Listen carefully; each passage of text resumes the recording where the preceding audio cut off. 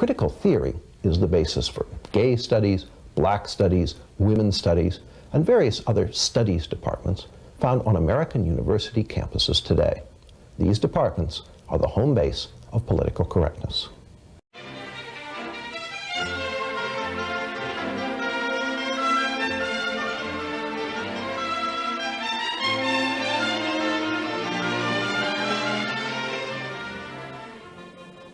The economic convulsions that racked Western societies between the two world wars were seen at the time by most Marxists as being the breakdown of the capitalist system which Marxist theory had always predicted. However, whereas according to the theory this was supposed to lead to communism, in not one single such Western society did communist regimes emerge. What did emerge in several of them was fascism. Some Marxists were disillusioned by this, to the point of abandoning Marxism. Others refused to question Marxist theory regardless of what actually happened. But there were many in between, people who remained or wanted to remain Marxists, but who felt that Marxism would have to be seriously re-examined if it was to continue to remain credible. One such group of people came together in Frankfurt in the late 1920s and have come to be known since as the Frankfurt School. Actually, they didn't stay in Frankfurt long, but the name has stuck. They left Germany in the early 1930s, in the period just before and after the Nazis came to power, and by the mid-30s the key figures had all settled in the United States. These, to mention three, were Adorno, a man who seemed equally at home in philosophy, sociology and music; Horkheimer, a philosopher come sociologist, less brilliant than Adorno but perhaps more solid; and the one who has turned out in the end to be the most famous and influential of them all, the political theorist Herbert Marcuse. Their influence grew slowly, but grew nevertheless over a long period and reached a spectacular peak in the 1960s. Many things contributed to this. One was the powerful revisionist movement among Marxist and communist countries throughout Eastern Europe, culminating in the Prague Spring of 1968. This put the Frankfurt School in line for the first time with real-life developments inside the communist world. Another, obviously related, was the tremendous revival of interest in Marxism among people in the West, especially educated young people. This also culminated in 1968, the year which saw the high point of student violence all over Europe and the United States, and looked for a moment in Paris as if it might even come close to genuine revolution. The would-be revolutionaries of that day proclaimed one man more than others as their political mentor, and that was Marcuse. They painted the walls with phrases from his books in order to make it known to the world that they were going to turn his ideas into reality. And although the revolution didn't materialize, during the decades since then, the ideas of Marcuse and the Frankfurt School have come to dominate some of the social science departments in various countries in Europe, and through them to have a continued and very important influence on the young. Professor Marcuse, why should it have been to your writings that the revolutionary student movements of the 1960s and early 70s turned? Well, I was not the mentor of the student activists of the 60s and early 70s. What I did is formulate and articulate some ideas and some goals that were in the air at that time. That is about it. The student generation that became active in these years did not need a father figure or a grandfather figure in order to lead them to protest against a society which revealed daily its inequality, injustice, cruelty, and its general destructiveness. They could experience that. They saw it before their own eyes. As features of the society, I only mention the heritage of fascism. Fascism was militarily defeated. The potential for a repetition was still there. I would like to mention racism, sexism, the general insecurity, the pollution of the environment, the degradation of education, the degradation of work, and so on and so on. In other words, what exploded in the 60s and early 70s was a blatant contrast between the tremendous available social wealth and its miserable, destructive and wasteful use. And I think one might add, I mean, whether one agrees with your view on any or all of these matters or not, that the prevailing orthodoxies in philosophy in the colleges and universities throughout the West at this time simply didn't deal with these questions at all, did they? Certainly analytic philosophy didn't, positivism didn't, and so on. They did not. And we in Frankfurt and later in the United States could not conceive of any authentic philosophy which did not in one way or the other reflect the human condition in its concrete situation, the social and political situation, and so on and so on. And for us, philosophy has always been, to a great extent, social and political philosophy ever since Plato. Yeah. Of course, philosophy has been of enormous importance to you throughout your life. In fact, you've Yes. spent your life as a university teacher, lecturer, academic, writer of books, and so on. Mm-hmm. But one of the conspicuous features of the New Left movement that you have helped to further is its anti-intellectualism. Now, from the way you've lived your life, one wouldn't expect you actually to approve of that. On the contrary, I combated this anti-intellectualism from the beginning. The reason for this anti-intellectualism are, in my view, the isolation of the student movement from the working class, and the apparent impossibility of any spectacular political action.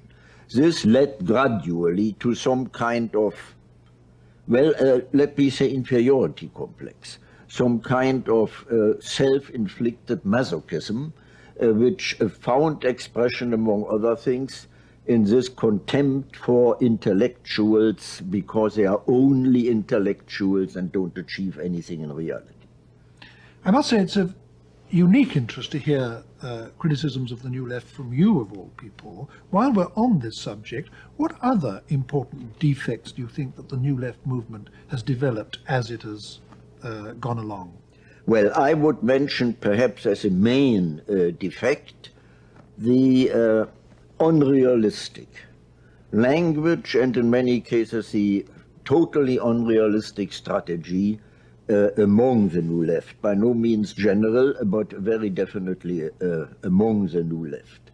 The refusal to recognize that we are not in a revolutionary situation in the advanced industrial countries, that we are not even in a pre-revolutionary situation, and that the strategy has to be adapted to this situation.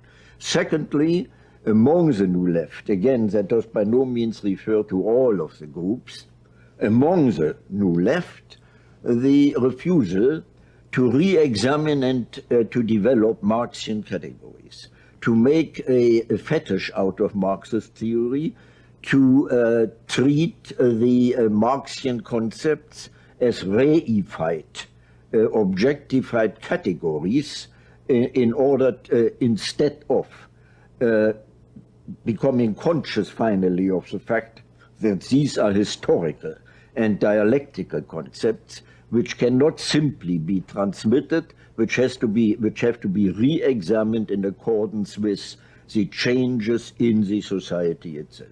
I must say it's enormously refreshing to hear these words from your lips. I mean, it shows that you are still thinking afresh when people who regard themselves as followers of yours and are young enough to be your grandchildren have stopped thinking in some cases. But now you've brought us to what was really the guts of the Frankfurt school itself as it started, when you started talking about the re-examination of Marxist concepts. As I said in my introduction to this program, it was the feeling that Marxism had to be re-examined and reconstructed that gave rise to your movement, particularly as a result of fascism. But fascism wasn't the only thing that precipitated it, was it? I mean, there were other political factors too. Can you comment on what some of them were? You mean some of the factors which demanded a revaluation of Marxian categories? Yes. To me, one of the most important ones concerns the concept of socialism itself.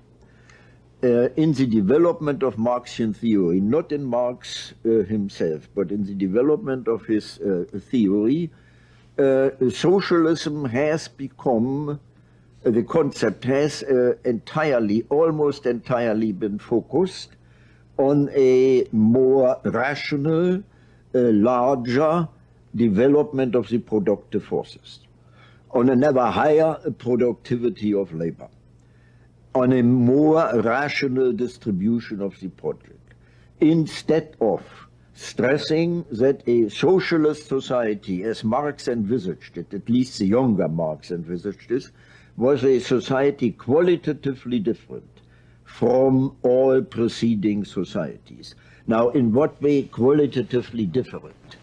The main point, I would say, is for Marx, a genuine socialist society was a society in which the quality of life was decidedly different from the existing societies. Meaning, in a genuine socialist society, labor, full-time alienated labor, would no longer be the measure of wealth and value. In an authentic socialist society, men and women could live their life without fear, without being compelled to spend their entirely adult existence in alienated performances. This image has been obscured, and the result was some kind of frightening continuity between the developed and advanced capitalist societies and the image of a socialist society. Yes, socialism began to become like its enemy, so to speak. Exactly. I know from your writings that you had other very central criticisms of Marxist theory. Two that I would like to mention, partly because they're probably connected in your mind, is that you regarded Marxism as anti-libertarian, or at least insufficiently libertarian, as the Marxist tradition developed, and you also thought that it didn't take sufficient account of the individual. Now, it would be very interesting to hear you comment on those 2 points. Marx did not concern himself very much with the individual, and he didn't have to, because at his time, the very existence of the proletariat made this class a potentially revolutionary class. Now, things have changed considerably since. You know, the question is to what extent can the present working class in the advanced industrial countries still be called a proletariat? The Western European countries have abandoned this concept altogether. Now, what has taken place is a large-scale integration of perhaps the majority of the population into the existing capitalist system. The organized working class, at least, no longer has nothing to lose but its chains, but a lot more. And this, in turn, took place not only on a material but also on a psychological basis. The consciousness of the dependent population changed. It was one of the most striking phenomena to see to what extent the ruling power structure could manipulate, manage, and control not only the consciousness, but also the subconscious and unconscious of the individuals. Therefore, my friends at the Frankfurt School considered psychology one of the main branches of knowledge that had to be integrated with Marxian theory. By no means replacing Marxian theory, but taking it into Marxian theory. You yourself have done a lot in your writings to try to marry Freudianism and Marxism, and I think that some people would say that this simply can't be done. Because the 2 patterns of explanation are incompatible with each other. I mean, to put it extremely briefly, Marxist theory locates the ultimate level of explanation of human affairs in technique. The theory, put very simply, is that the level of development of the means of production in a society at any given time determine the formation of classes in that society, and that in turn determines the relationships of individuals to each other, and on that basis grow up what Marxists call the superstructure of ideologies, religions, philosophy, art, and so on. Now, according to Freud, something entirely different is the ultimate explanation of human behavior. The ultimate explanation, according to him, lies in the repressed contents of the unconscious, our unconscious wishes, fantasies, fears, feelings, and so on, which are repressed as a result of distortions in our earliest relationships, above all with our parents.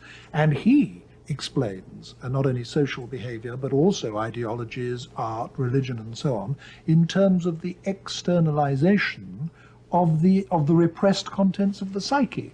Now, these are two entirely different kinds of explanation of the same set of phenomena. How can you possibly marry the two into a single theory? I think they can easily be married, and it may well be a very happy marriage. I think there are two extremely different interpretations of two different levels of the same whole, the same totality. The primary drives, the unconscious primary drives, which Freud stipulated, namely erotic energy and destructive energy, eros and thanatos, develop within a specific given social framework, which in one way or the other regulates the manifestation of these primary drives. Now, the social impact goes even further than that. According to Freud, the more intense the repression in a society, the more what happened is a mobilization of surplus aggressiveness against this repression. Now, since, again according to Freud, repression is bound to increase with the progress of civilization, at the same time and parallel to it, aggressive energy, surplus aggressiveness, is going to be mobilized and is going to be released. In other words, with the progress of civilization, we will have a progress in destructiveness. And it seems to me no hypothesis can better explain what happens today than that one.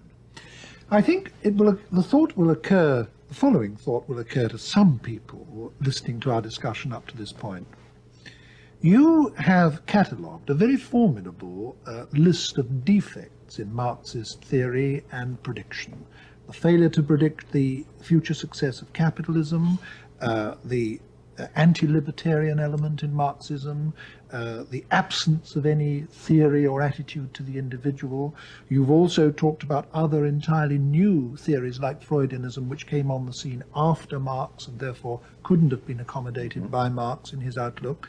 A lot of people will say, well, since you were so conscious of this enormous range of defects in Marxism, why did you want to remain Marxists? I mean, why try to hang on to a discredited or falsified theory? Why not try to liberate your thought categories from that altogether and actually look at reality afresh? Easy answer, because I do not believe that the theory as such has been falsified. What has happened is that some of the concepts of Marxian theory, as I said before, will have to be re-examined. But this is not something from outside brought into Marxist theory. That is something Marxist theory itself, as a historical theory, demands. Now, it is relatively easy for me to enumerate, to give you a catalogue of the decisive concepts of Marx which have been corroborated in the development of capitalism. The concentration of economic power, the fusion of economic and political power, the increasing intervention of the state into the economy, the increasing difficulties in stemming the decline in the rate of profit, the need for engaging in a neo-imperialism in order to create markets and possibilities of enlarged accumulation of capital, and so on. I think this is a formidable catalogue, and it speaks a lot for Marxian theory. Well, I don't want to get into a political argument. I'd love to do that, as a matter of fact, but, well, the purpose of this program is to elicit your views on a further range of topics.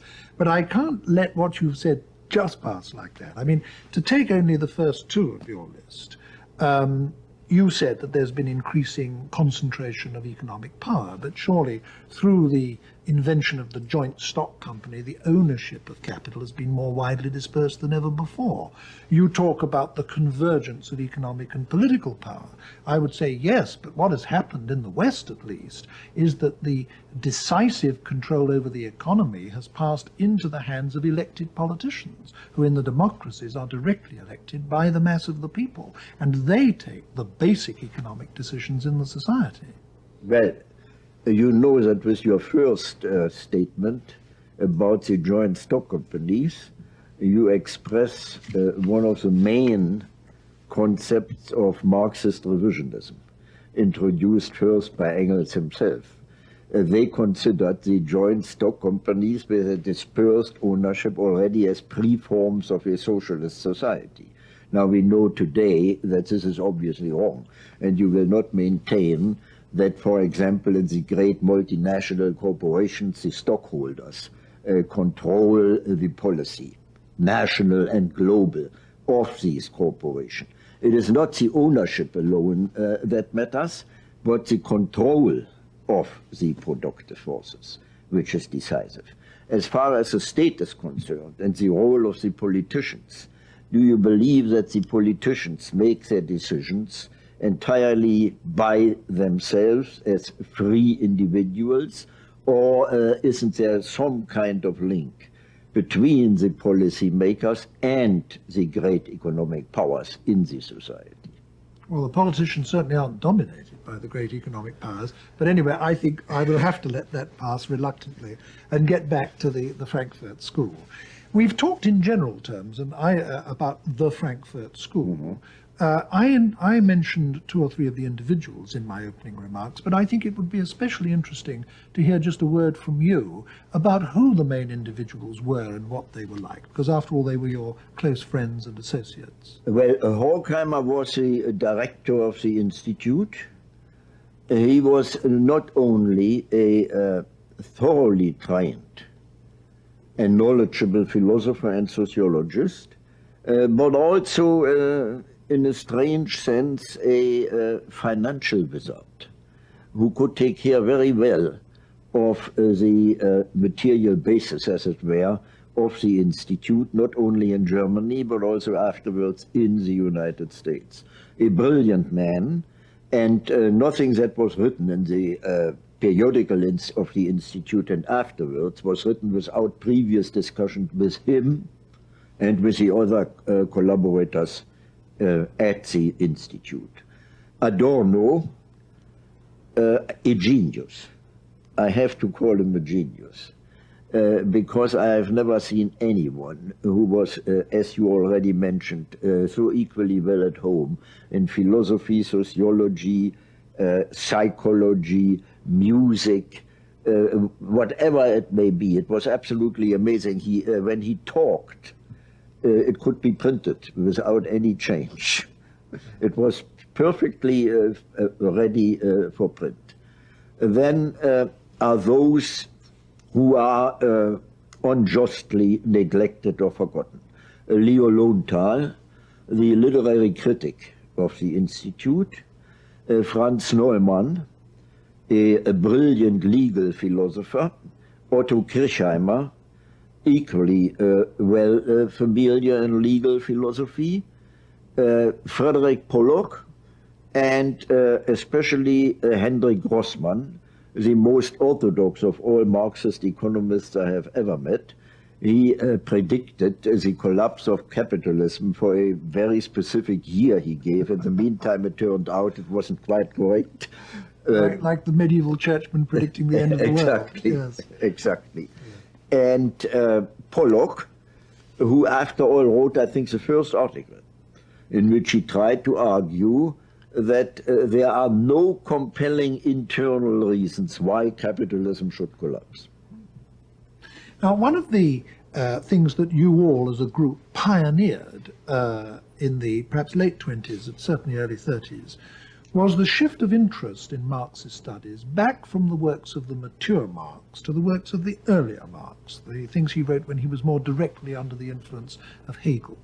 And one of the many things I think that came out of that, which has been of continuing influence ever since, is an interest in the notion of alienation. I think alienation in its modern sense was coined by Hegel, taken up and given a new significance by Marx, and then almost, you can say, fell out of Western thought for nearly 100 years. And you, plural, were instrumental in bringing it back, weren't you? It would be very interesting to hear your comments on the importance of this idea. Well, that's a very complicated story. According to Marx, alienation was a socio-economic concept. And it meant, basically, this is a very brutal abbreviation, that under capitalism, men and women could not, in their work, fulfill their own individual humane faculties and needs. That this was due to the capitalist mode of production itself, and could only be remedied by radically changing this mode of production. Now today, the concept of alienation has been expanded and extended to such an extent that this original content is almost entirely lost. An extension all too easy, which I consider not only premature, but also wrong, because, for example, not every kind of trouble or problem someone has with his girlfriend or a boyfriend is necessarily due to the capitalist mode of production. In other words, you think that the idea has been trivialized. Trivialized, and it very needs to be restored. Yes, and that it's in its original significance, it is of fundamental importance. Fundamental. Yes, yes. We've talked up to this point in our discussion in rather negative terms. We've talked about what the Frankfurt School was against. We've talked about its critique of Marxism and, at least by implication, its critique of the capitalist system. What was its positive contribution? Well, I would say, to start with the easiest one, one of its decisive positive contributions was a prediction of fascism long before it actually happened. Secondly, what Horkheimer himself considered as a distinguishing characteristic, the interdisciplinary approach to the great social and political problems of the time, cutting across the academic division of labor, applying sociology, psychology, philosophy to the understanding and developing of the problems of the time. And in my view, the most interesting contribution, the attempt to answer the question, what actually has gone wrong in Western civilization, that at the very height of technical progress, we see at the same time the opposite as far as human progress is concerned. Dehumanization, brutalization, the torture again as normal means of interrogation, the wasteful development of nuclear energy, destructiveness everywhere, and so on. How has this happened? And he, especially Horkheimer, but also the others, went back into not only a social but also intellectual history, and tried to define the interplay between progressive and repressive categories throughout the intellectual history of the West, especially in the Enlightenment, for example, which is usually considered as one of the most progressive phases in history, and the Frankfurt School pointed out to what extent this apparently perfectly clear progressiveness, this liberating tendency, was at the same time tied up with regressive and repressive tendencies. This picture that you paint of a group of Marxists almost obsessed with the question, what has gone wrong, suggests to me a politics of disillusionment. I mean, there seems to be an aura about it of disappointed hopes, disappointment with a Marxist theory, disappointment perhaps even with the working class itself for failing to be an effective instrument of revolution. Was there something disappointed or disillusioned or pessimistic at the center of your approach in those days? Well, if disappointment means, as you formulated, disappointment with the working class, I would decidedly reject it. None of us has a right to blame the working class for what it is doing or what it is not doing. So this kind of disappointment, certainly not. There was indeed another disappointment, and that seems to me a very objective attitude. I mentioned it before, namely that the incredible social wealth that had been assembled in Western civilization, and mainly as the achievement of capitalism, was increasingly used for destroying rather than constructing a more decent and humane society. If you call that disappointment, yes, but I think it's a very justified and objective disappointment. And you saw your central task as being an investigation of the reasons as to why that was exactly so. How had it come about? So the essential enterprise of the Frankfurt School was a critical one. Definitely. Yes. Therefore the term critical theory today yes. for the writings of the Frankfurt yes. School. One thing that the members of the Frankfurt School exhibited very considerable concern with from the beginning was aesthetics. And this, I think, differentiates it from most other philosophies, certainly from most other political philosophies. And you yourself have written a lot in recent years about aesthetic matters. Why did you and your colleagues always regard aesthetics as so important? Well, I believe, and it was Adorno who is to whom I'm closest in this respect, I believe that in art, literature, and music, insights and truth are expressed which cannot be communicated in ordinary language, let's say in prose for brevity's sake, and that with these truths, images, the image of an entirely new dimension is opened, which is either repressed or tabooed in reality. Namely, the image of a human existence and of nature no longer confined within the norms of a repressive reality principle, but really striving for their fulfillment and gratification, even at the price of death and catastrophe. I try to illustrate it by saying that let me use a terrible word, the message of art and literature is that actually the world should be experienced so as the lovers of all times experienced it, as King Lear experienced it, as Anthony and Cleopatra experienced it. In other words, a rupture with the established reality principle, at the same time the invocation of the images of liberation. In other words, what you're saying now ties up with what you were saying very near the beginning of our discussion about your insistence that socialism should be concerned with a different quality of life, exactly. and not only with material exactly. matters.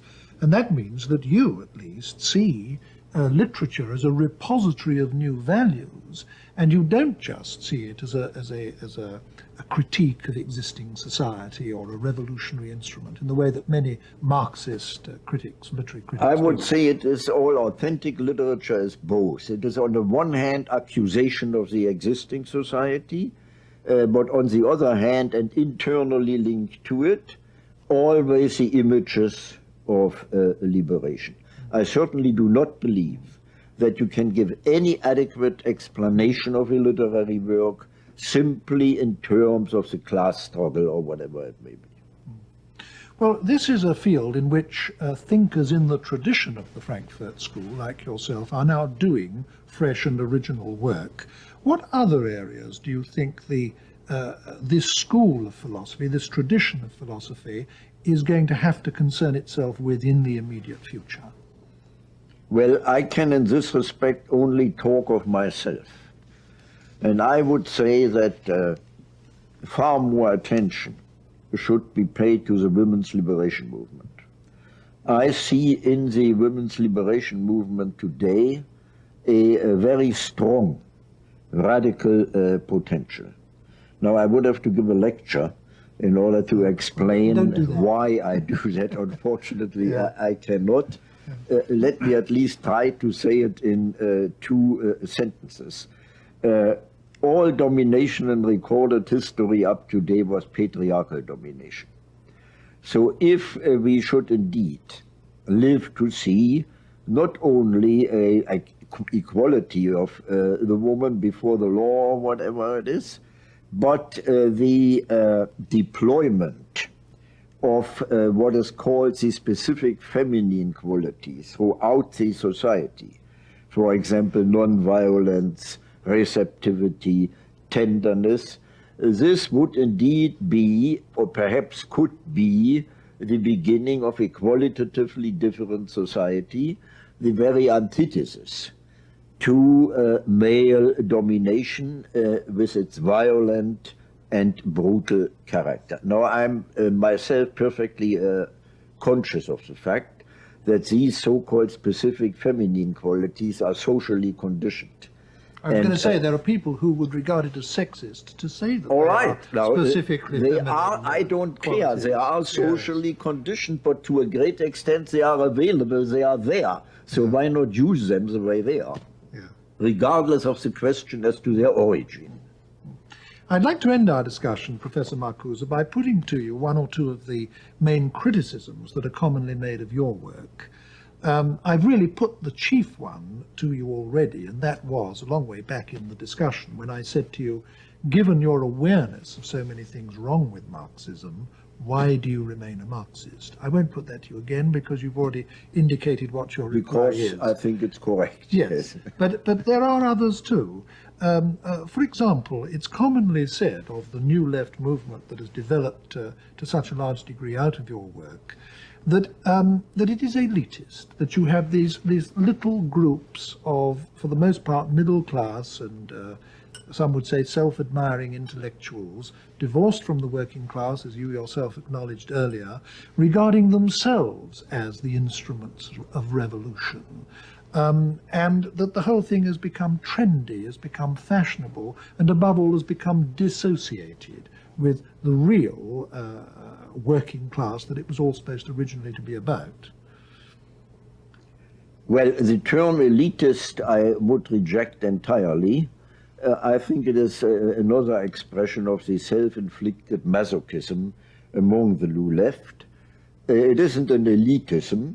What we have are simply groups, which I would like to call catalyst groups, which, because of the privilege of their education and training, indeed develop intelligence, theory, as remote from the material process of production. That cannot be remedied by any dictum. This can be remedied only in the process of change itself. Now, I have never maintained that these catalyst groups could ever replace the working class as subjects and agents of the revolution. They are educational groups, mainly political, but not only political education. Their main task is the development of consciousness, trying to counteract the management and control of consciousness by the established power structure, and so on. But they are certainly not a substitute for the working class itself. Now, the second point you brought up, the language. To a great extent, now, I this agree. was, if I may stop you here, Professor Marcuse, this was something I said to you before we went on the air to tape this program. So let me say it again so that the viewers will know. This was something that I was saying in criticism of you when we were talking earlier. What I said then, and I'll repeat it now, is that I think something that may sound like a trivial criticism, but is not trivial, is that so many of the writings of the Frankfurt School are in fact very, very difficult to read. Worse than that, they're turgid, sometimes unintelligible. I exempt, and I do it sincerely, yours from this. Your writings They're bad enough. But your writings, Adorno, for example. Earlier in this discussion, you described Adorno as a genius. Now, I find some Adorno literally unreadable. Now, that seems to me to constitute an enormous barrier between the ideas you were trying to disseminate and the public you were trying to disseminate them to. And this is a serious criticism. And if anything, it's made greater by the fact that other alternative philosophies are often expanded by writers who are very good writers. For example, in the analytic tradition, there is almost a tradition of wit and verve. I mean, Bertrand Russell won the Nobel Prize for Literature. So, incidentally, did Jean-Paul Sartre, probably the leading exponent of existentialism. So, when one reads existentialism or analytic philosophy, you conceded Heidegger. Well, I deliberately didn't mention Heidegger because he doesn't fit my thesis. Exactly. But nevertheless, I think it is fair to say that the writings of the Frankfurt School as a whole are extraordinarily turgid. Now, why was that? Why is it? Well, to a great extent, to some extent, I agree with you. And I confess that there are many things in Adorno I don't understand. I want at least to say one word about his justification. It was that ordinary language, ordinary prose, even a little sophisticated one, has been so much permeated by the establishment, by the express so much the controls and the manipulation of the individual by the power structure, that already in the language you use, you have to indicate the rupture with conformity. Therefore, the attempt to convey this rupture already in the syntax, in the grammar, in the vocabulary, whatever it may be. Now, whether or not that is acceptable, I don't know. The only thing I would say, there's an equally great danger in premature popularization of the terribly complex problems we face today. We've reached the end of our discussion now, Professor Marcuse, but to close, I would like to put a personal question to you, and I do it because you've had an experience in life which must have happened to remarkably few human beings in history. You spent almost a whole lifetime as an academic, known to a comparatively small circle, your pupils, the readership of the rather specialized readership of your books and articles. And then suddenly, when you were literally nearly 70, you became, almost overnight, one is tempted to say, a world figure. Now, this is an astonishing thing to happen to anyone. What was it like to have it happen to you? Well, on the one hand, I enjoyed it tremendously. On the other hand, I found it somehow not deserved. And I may end, if this is the end, on a rather impertinent note. No, it isn't so impertinent. I always said, when I was asked, how is that possible, I said, I appear only as such a figure because the others are still more stupid than I am. But no one could ever have expected it, and I suppose you never expected it, did you? No, I certainly didn't. Well, thank you very much, Professor Marcuse.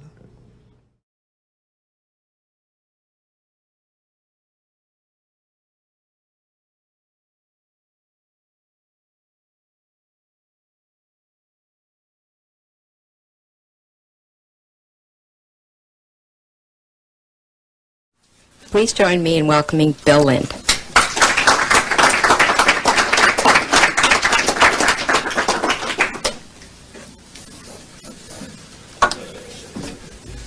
Where does all this stuff we've heard about this morning, the victim feminism, the gay rights movement, the invented statistics, the rewritten history, the lies, the demands, all of the rest of it, where does it come from? I would hope that that would be a question that would be at the forefront of the mind of anyone who is caught up in this. When I was listening to our first panelist talk about the discovery that men and women's brains differ as regard to their ability with spatial relationships, I immediately thought of the fact that anyone who's ever gone grocery shopping knows that, because 9 out of 10 shopping carts left in the middle of the aisle are left there by women. If I said that today on many American campuses, I would be hauled up on trial, literally on trial, in a kangaroo court and face some kind of punishment. For the first time in our history, Americans have to be fearful of what they say, of what they write, and of what they think. They have to be afraid of using the wrong word, a word that is denounced as offensive or insensitive, as racist, sexist, or homophobic. We have seen other countries, particularly in this century, where this has been the case, and we have always regarded them with a mixture of pity and, to be truthful, some amusement, because it has struck us as so strange that people would allow a situation to develop where they had to be afraid of what words they used. But we now have that situation in this country. We have it primarily on college campuses, but we have it spreading throughout the whole society. Where does it come from? What is it? We call it political correctness. The name originated as something of a joke, literally in a comic strip, and we tend to still think of it somehow as only half serious. In fact, it's deadly serious. It is the great disease of our century, the disease that has left tens of millions of people dead in Europe, in Russia, in China, indeed around the world. It is the disease of ideology. PC is not funny. PC is deadly serious.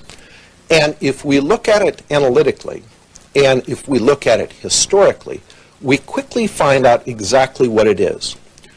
Political correctness is cultural Marxism. It is Marxism translated from economic into cultural terms in an effort that goes back not to the 1960s and the hippies and the peace movement, but back to World War I. If we compare the basic tenets of political correctness with classical Marxism, the parallels are very obvious. First of all, both are totalitarian ideologies. The totalitarian nature of political correctness is revealed nowhere more clearly than on college campuses, many of which have at this point become small, ivy-covered North Koreas, where the student or faculty member who dares to cross any of the lines set up by the gender feminists and the homosexual rights activists or the local black group or Hispanic group or any of the other sainted victims groups that PC revolves around quickly finds themselves in judicial trouble. They face, within the small legal system of the college, they face formal charges, they face some kind of star chamber proceeding, and they face punishment. That is a predecessor, that is a little look into the future that political correctness intends for the nation as a whole. Indeed, all ideologies are totalitarian because the essence of an ideology, and I would note that conservatism correctly understood is not an ideology, but the essence of an ideology is it takes some philosophy and it says on the basis of this philosophy certain things must be true, such as women are oppressed and that the whole of the history of our culture is the history of the oppression of women. Since reality contradicts that, reality must be forbidden. It must become forbidden to acknowledge the reality of either our history or our current circumstances. People must be forced to live a lie. And since people are naturally reluctant to live a lie, they naturally use their eyes and ears to look out there and say, well, wait a minute, this just isn't true. I can see it isn't true. The power of the state must be put behind the demand to live a lie. And that is why an ideology invariably creates a totalitarian state. Second, the cultural Marxism of political correctness, like economic Marxism, has a single-factor explanation of history.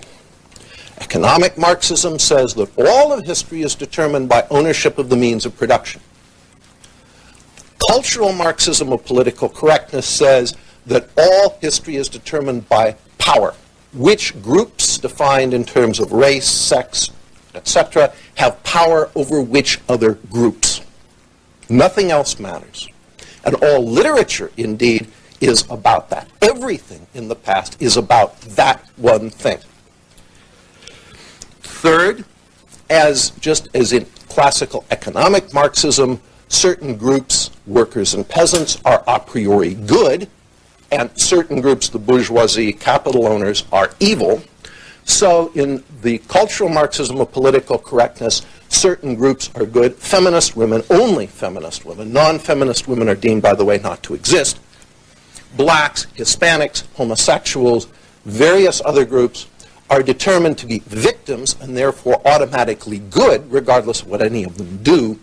And similarly, white males are determined automatically to be evil. They are the equivalent of the bourgeoisie in economic Marxism. Both economic and cultural Marxism rely on expropriation. When the classical Marxists, the communists, took over a country like Russia, they expropriated the bourgeoisie. They took away their property. Similarly, when the cultural Marxists take over a university campus or something else, including a society as a whole, they expropriate through things like quotas for admissions. When a white student with superior qualifications is denied admittance to a college in favor of a black or Hispanic who is not as well qualified, the white student is expropriated. And indeed, affirmative action in our whole society today is a system of expropriation. White companies, white-owned companies don't get a contract because the contract is reserved for a company owned by, say, Hispanics or women.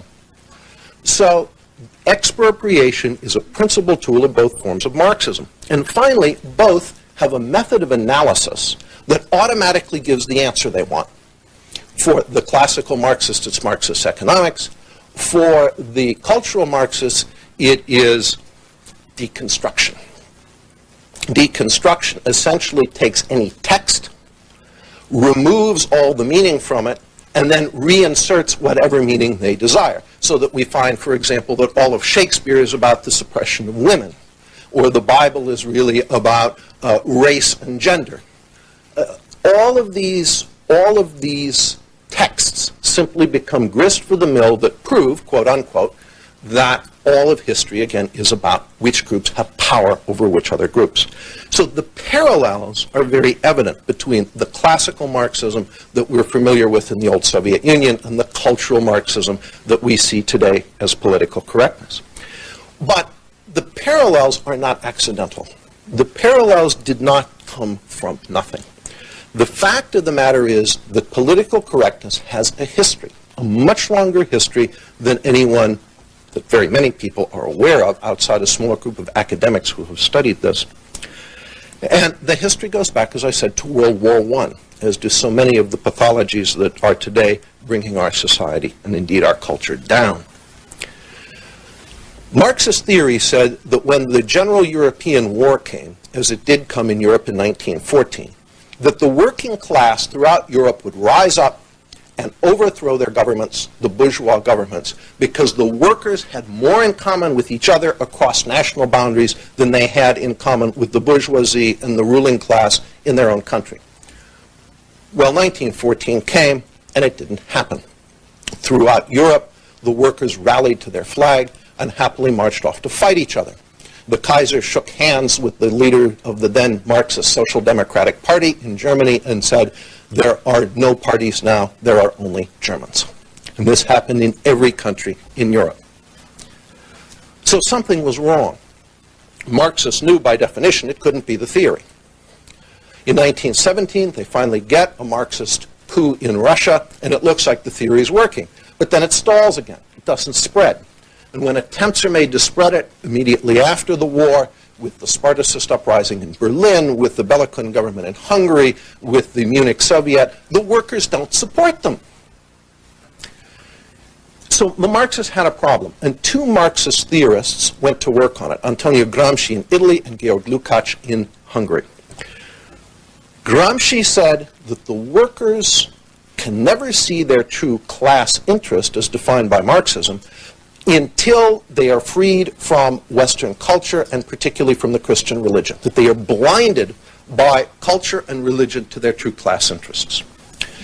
Lukács, who was considered the most brilliant Marxist theorist since Marx himself, said in 1919, who will save us from Western civilization? He also theorized that the great obstacle to the creation of a Marxist paradise was the culture, was Western civilization itself. And he gets a chance to put his ideas into practice, because when the homegrown Bolshevik Belekun government is established in Hungary in 1919, he becomes deputy commissar for culture. And the first thing he did was introduce sex education into the Hungarian schools. That ensured, by the way, that the workers would not support the Belekun government, because the Hungarian people looked at this aghast, workers as well as anyone else. But he already had made the connection that today many of us are still surprised by, that we would consider the latest thing.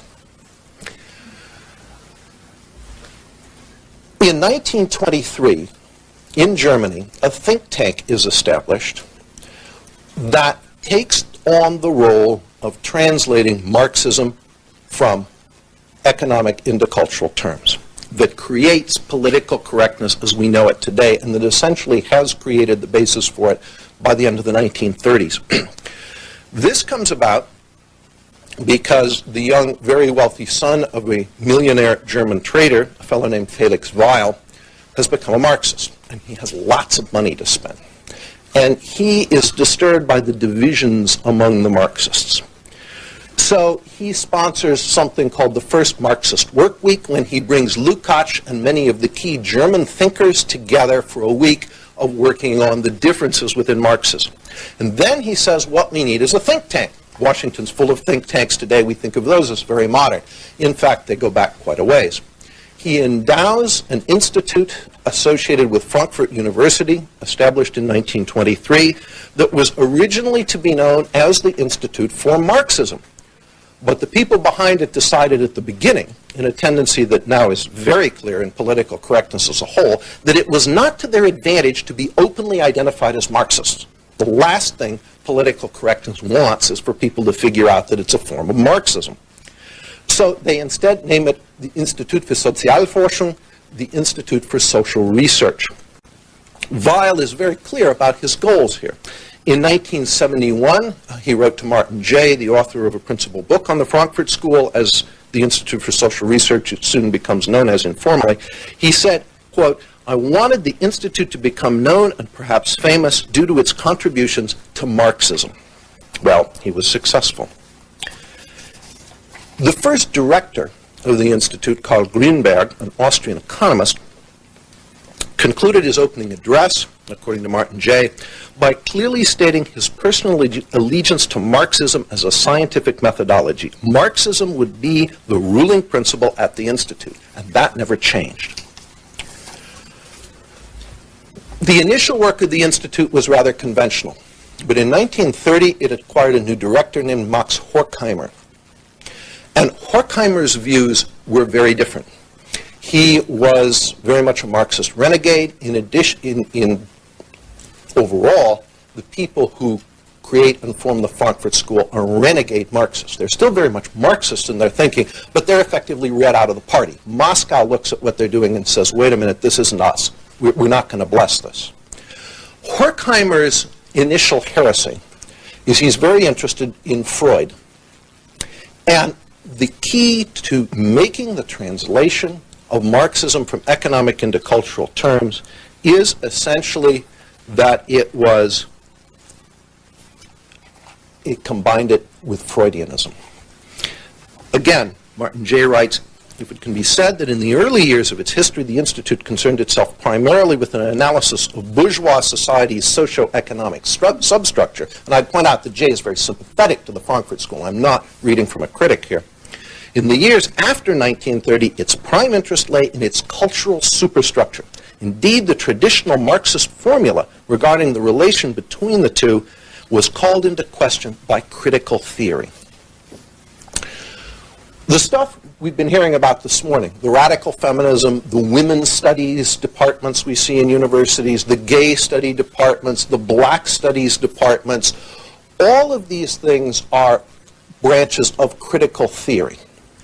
What the Frankfurt School essentially does is, drawing on both Marx and Freud, in the 1930s, it creates a theory that it calls critical theory. The term is ingenious because you're tempted to ask and say, all right, what is the theory?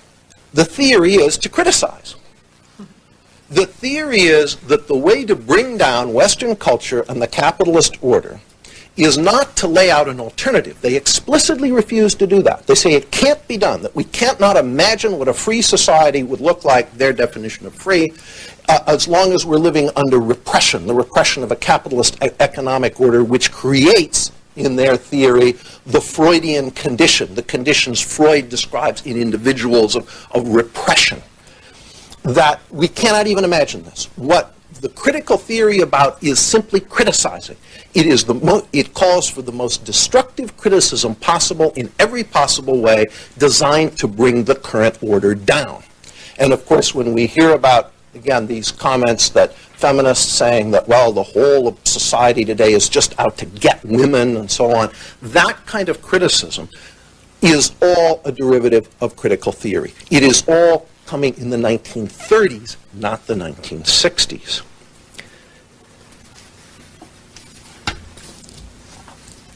Other key members who join up around this time include Theodor Adorno, and most importantly, Erich Fromm and Herbert Marcuse.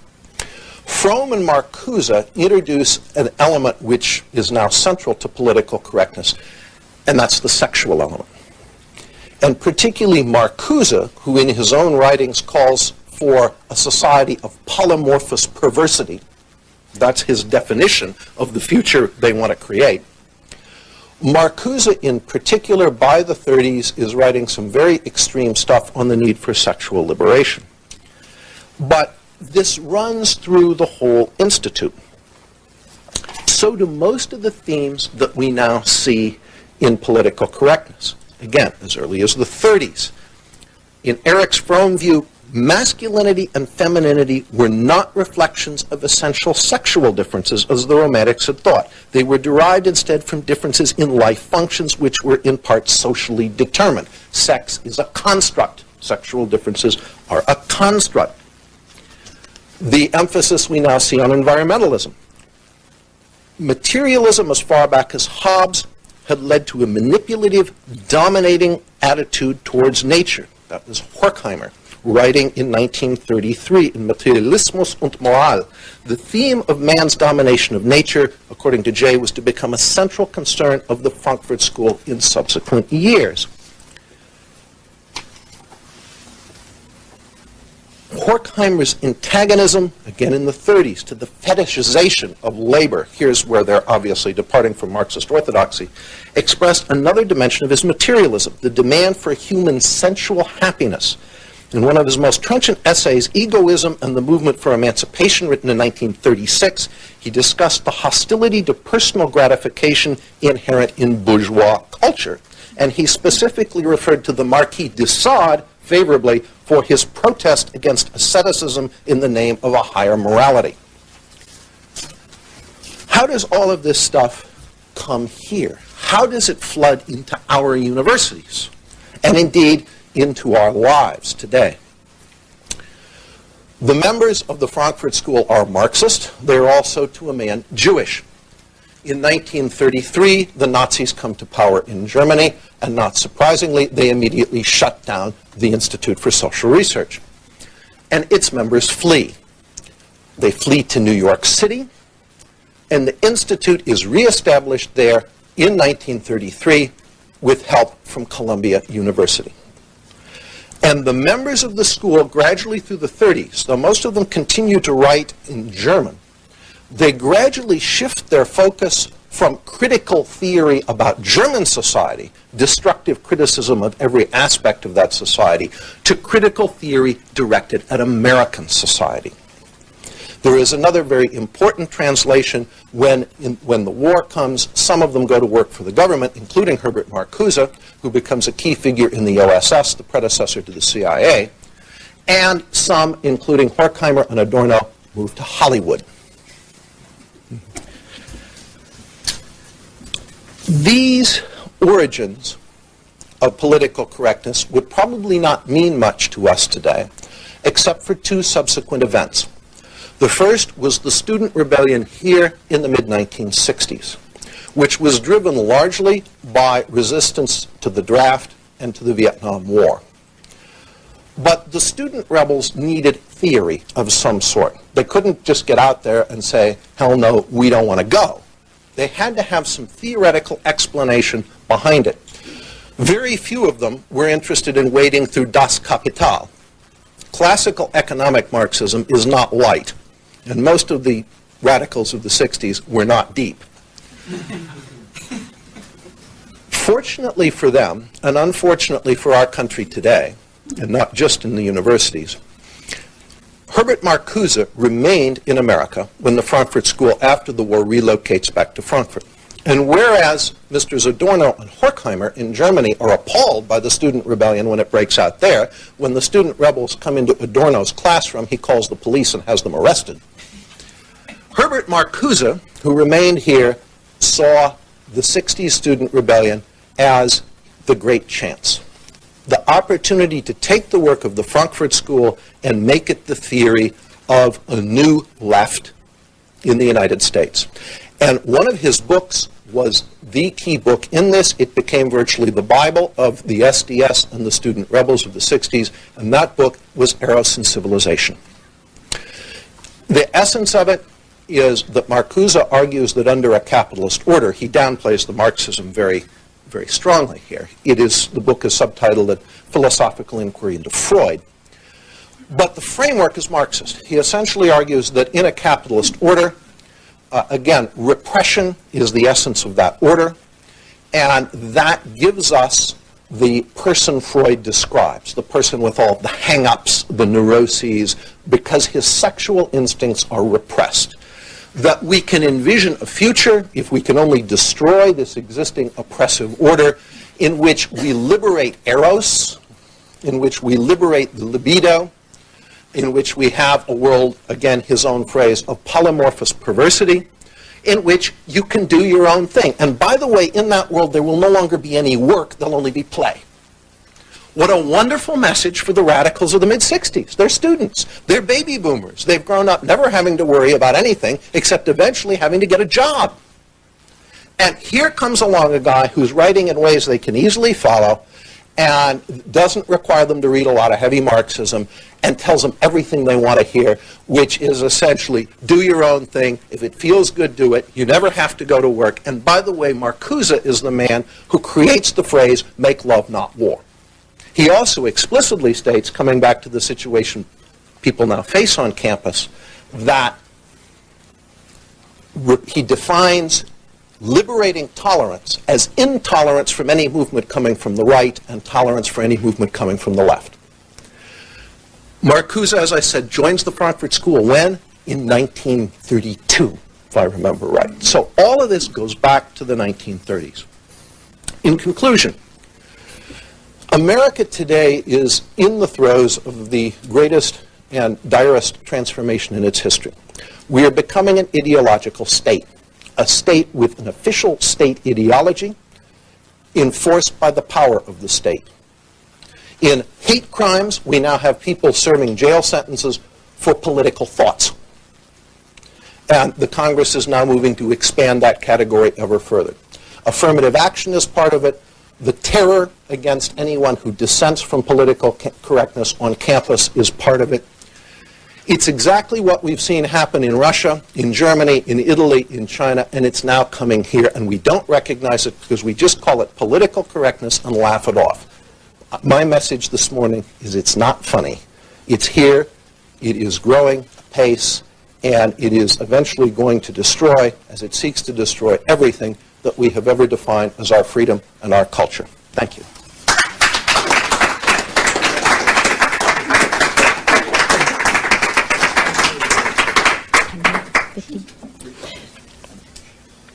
Okay, thank you so much to all our panelists. They were excellent.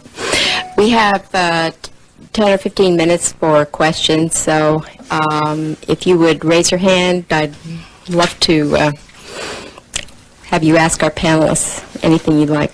Since we have a lot of victim groups here today, I'm sure that a lot of you will. Yes, Wes. Obviously, Bill, this whole thing that you've discussed predates, if it predates the 60s, it certainly predates Bill Clinton's administration. But when you stop to think about it, does this not dovetail, this whole cultural Marxism and political correctness and controlling of thought and controlling of speech, dovetail into such things as the FBI files, the IRS audits, truth is whatever you want it to be, harassing ordinary citizens who heckle the president, and that sort of thing.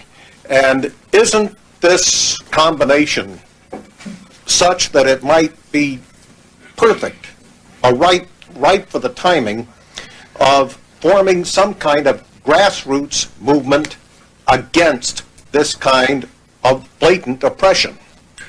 Well, let me say, first of all, the Clinton administration, Clinton is the first baby boomer president.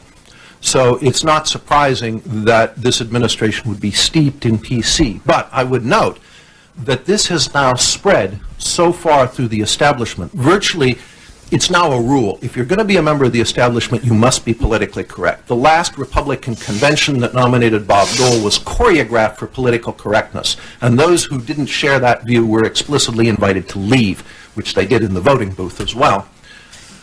There's no question that the grassroots is sick of this stuff. Americans don't want to have to be afraid of what they think, of what they say, of what they write, of saying the wrong thing and being in trouble with some kind of legal or quasi-legal authority for doing it. I think the potential is there for a grassroots resistance movement. I think the most important thing to do is break the Frankfurt School's own silence. Again, it was very, very careful to disguise its origins, initially in Germany, but then much more so when it came here, and to disguise its Marxism.